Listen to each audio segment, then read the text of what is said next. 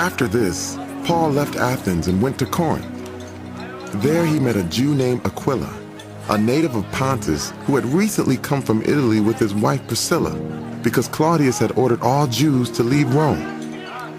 Paul went to see them, and because he was a tent maker as they were, he stayed and worked with them. Every Sabbath he reasoned in the synagogue, trying to persuade Jews and Greeks.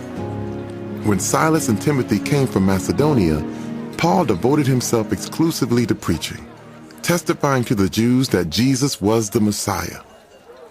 But when they opposed Paul and became abusive, he shook out his clothes in protest and said to them, "Your blood be on your own heads.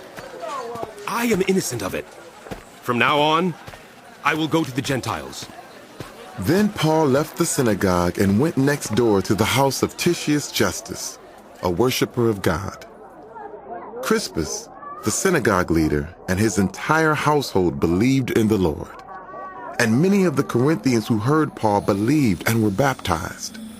One night, the Lord spoke to Paul in a vision. "Do not be afraid. Keep on speaking. Do not be silent. For I am with you, and no one is going to attack and harm you, because I have many people in this city." So Paul stayed in Corinth for a year and a half, teaching them the word of God. While Gallio was proconsul of Achaia, the Jews of Corinth made a united attack on Paul and brought him to the place of judgment.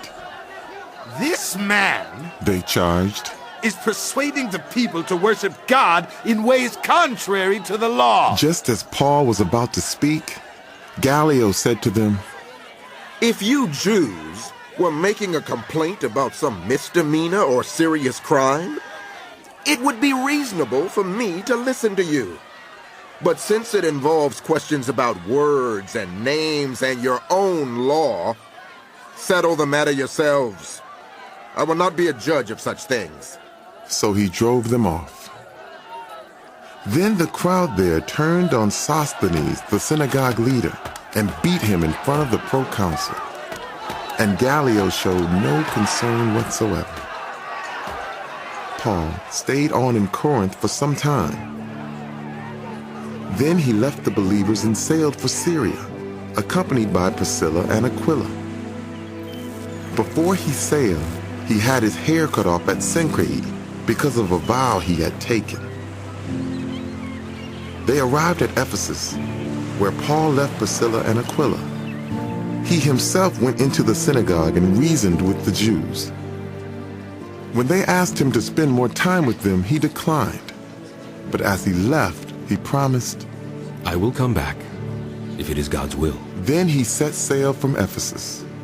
When he landed at Caesarea, he went up to Jerusalem and greeted the church and then went down to Antioch. After spending some time in Antioch, Paul set out from there and traveled from place to place throughout the region of Galatia and Phrygia, strengthening all the disciples.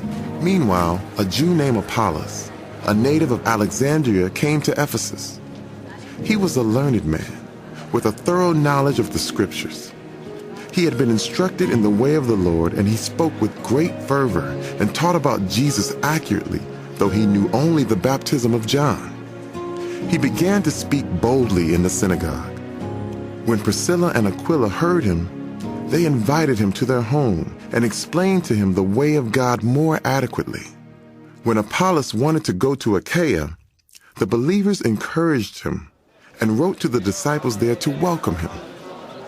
When he arrived, he was a great help to those who by grace had believed, for he vigorously refuted the Jews in public debate, proving from the scriptures that Jesus was the Messiah.